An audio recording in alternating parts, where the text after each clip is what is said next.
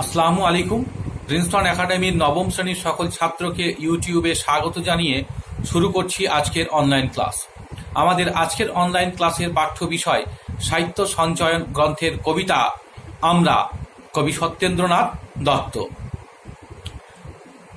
সত্যেন্দ্রনাথ দত্তের এই কবিতাটি অর্থাৎ আমরা কবিতাটির মূল কাব্যগ্রন্থ বা উৎস গ্রন্থ হল কুহু ও কেকা।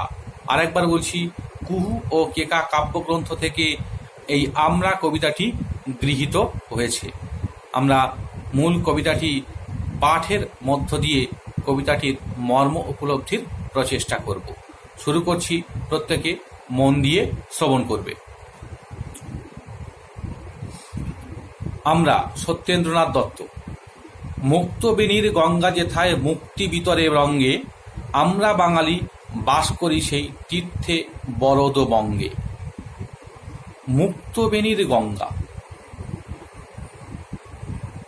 গঙ্গোত্রী হিমবাহ থেকে উৎপত্তি লাভ করার পর গঙ্গা নদীর সঙ্গে একাধিক নদী মিশে গেলেও গঙ্গা নদী তার নিজস্ব গতিধারা হারায়নি, যে কারণে তাকে মুক্তবেণী বলা হয়। এবং হিন্দু ধর্ম বিশ্বাসী যারা, তারা মনে করেন যে গঙ্গা জলে তাদের সমস্ত পাপ স্খলন ঘটে বা ধুয়ে যায়। সেই মুক্তবেণী গঙ্গা আমাদের বঙ্গভূমিতে বঙ্গভূমির প্রতিটি মানুষকে মাতিয়ে রেখেছে, আনন্দ প্রদান করছে। আমরা বাঙালি বাস করছি সেই বরদ বঙ্গে, আশীর্বাদ দাতা। বরদ শব্দের অর্থ হলো আশীর্বাদ দাতা, অর্থাৎ আমরা সেই আশীর্বাদ দাতা বঙ্গে বাস করছি। এই বাংলায় অনেক তীর্থস্থল রয়েছে।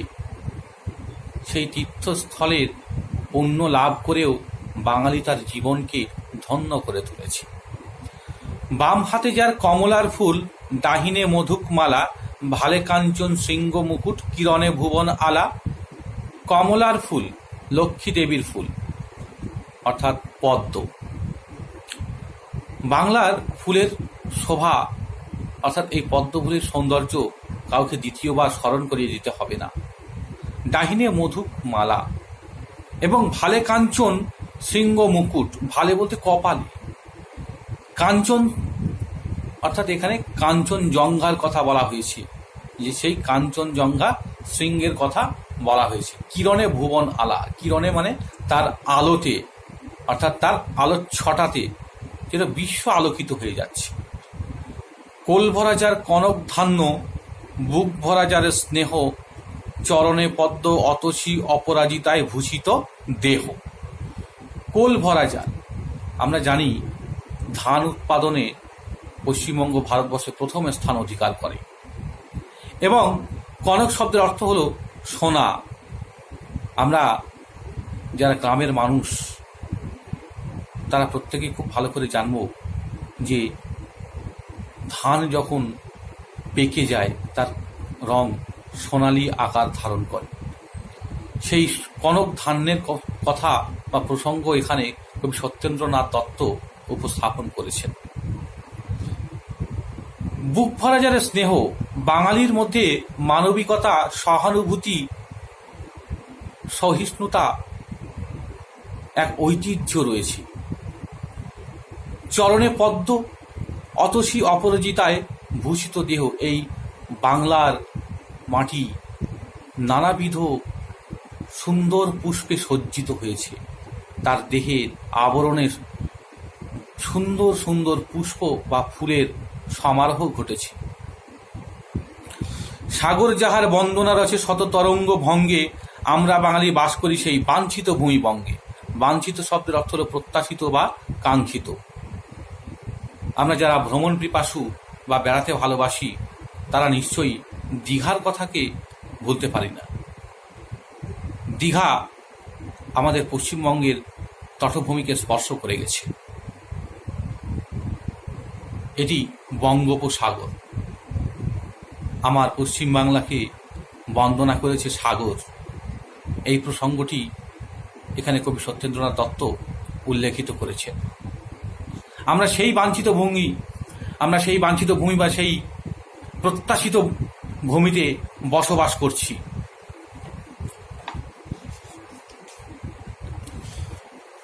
বাঘের সঙ্গে যুদ্ধ করিয়া আমরা বাঁচিয়ে আছি, আমরা হেলায় নাগেরে খেলায় নাগেরে মাথায় নাচি।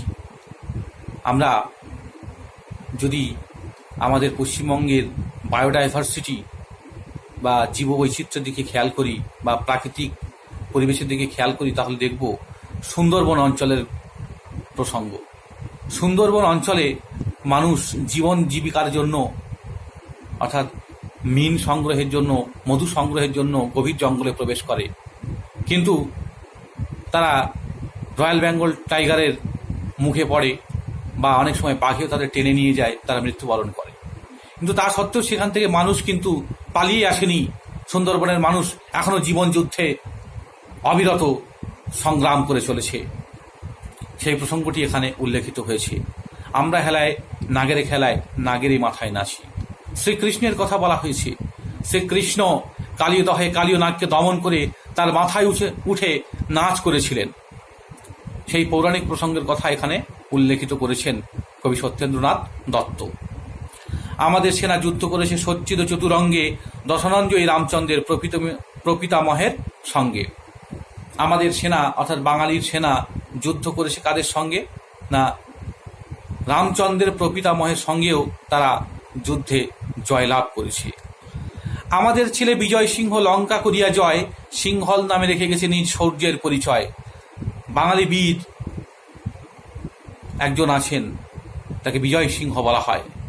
সেই বিজয় সিংহ লঙ্কা জয় করে, অর্থাৎ বর্তমান নাম যা শ্রীলঙ্কা, তার নাম রেখেছিলেন সিংহল। এই সিংহল নামের মধ্য দিয়ে বাঙালির বীর্যবত্তার পরিচয় তিনি রেখেছিলেন। এক হাতে মোরা মগেরে রুখেছি মোগলের আর হাতে, চাঁদ প্রতাপের হুকুমে হটিতে হয়েছে দিল্লি নাথে। এখানে সেই ঐতিহাসিক প্রসঙ্গ উপস্থাপিত হয়েছে যখন ভারতবর্ষে মোগল শাসন কায়েম হয়েছিল, তখন এখানে 12 ভূঁইয়া বা 12 জন জমিদারের যে বীরত্বপূর্ণ সময়কাল বাংলা প্রত্যক্ষ করেছে, সেই প্রসঙ্গ উপস্থাপিত হয়েছে। সেই 12 ভূঁইয়াদের অন্যতম ভূঁইয়া ছিলেন চাঁদ এবং প্রতাপ। তারা সেই মোগল বাহিনীকে পর্যুদস্ত করেছিলেন। সেই মোগল বাহিনীকে পর্যুদস্ত করার ঐতিহাসিক প্রসঙ্গ এখানে কবি উপস্থাপিত করেছেন। জ্ঞানের নিদান আদিবিদ্যান কপিল সাংখ্যকার, এই বাংলার মাটিতে কাঠিল সূত্রে হীরক হার। জ্ঞানের নিধান আদিবিদ্যান, অসম্ভব জ্ঞানী আদিবিদ্যান অর্থাৎ প্রাচীন বিদ্যান কে? কপিল সাংখ্যকার। হিন্দু ন্যায়শাস্ত্রের সাংখ্য দর্শন প্রণেতা কপিল সাংখ্যকার, তিনি এই বাংলাতেই তার মিলন মেলা স্থাপন করেছিলেন। সাগর দ্বীপে এখনো তার আশ্রম রয়েছে, যেখানে এখন সাগর মেলা অনুষ্ঠিত হয়। বাঙালি অতীশ লঙ্ঘিলগিরি তুষারে ভয়ঙ্কর, জালিল জ্ঞানের দ্বীপ তিব্বতে বাঙালি দীপঙ্কর। অতীশ শ্রীজ্ঞান দীপঙ্করের কথা বলা হয়েছে। তিনি বৌদ্ধ ধর্ম প্রচারের জন্য বা জ্ঞানের আলো প্রচারের জন্য সুদূর তিব্বতে চলে গিয়েছিলেন। সেই অতীশ দীপঙ্করের সেই দুর্গম গিরি পথ অতিক্রম করে তিব্বতে জ্ঞানের আলোক প্রচারের প্রসঙ্গটি এখানে সত্যেন্দ্রনাথ দত্ত অসাধারণ শৈল্পিক দক্ষতায় উপস্থাপন করেছেন। কিশোর বয়সে পক্ষধরের পক্ষ সাধন করি, বাঙালির ছেলে ফিরে এলো দেশে যশের মুকুট পরি। কিশোর বয়সে, অর্থাৎ যখন কিশোর বয়স, তখন পক্ষধর মিশ্র, একজন বিখ্যাত নৈয়ায়িক পণ্ডিত, পক্ষধর মিশ্রের ডানা কেটে দিয়েছিলেন। পক্ষ সাধন মানে ডানা কেটে দিয়েছিলেন কে? একজন বাঙালি তার্কিক, তার নাম রঘুনাথ শিরোমণি। বাংলার রবি জয়দেব কবি কান্ত কোমল পদে, করেছে সুরবি সংস্কৃতের কাঞ্চন কোকনদে। বাংলার রবি জয়দেব কবি, বাংলার এই রবি অর্থাৎ প্রতিভাবান কবি জয়দেব গীত গোবিন্দম, যেটি সংস্কৃত ভাষায় রচিত একটি সুশ্রাব্য কাব্য, সেই গীত গোবিন্দম কাব্য রচনা করে সংস্কৃতের সমৃদ্ধি ঘটিয়েছিলেন।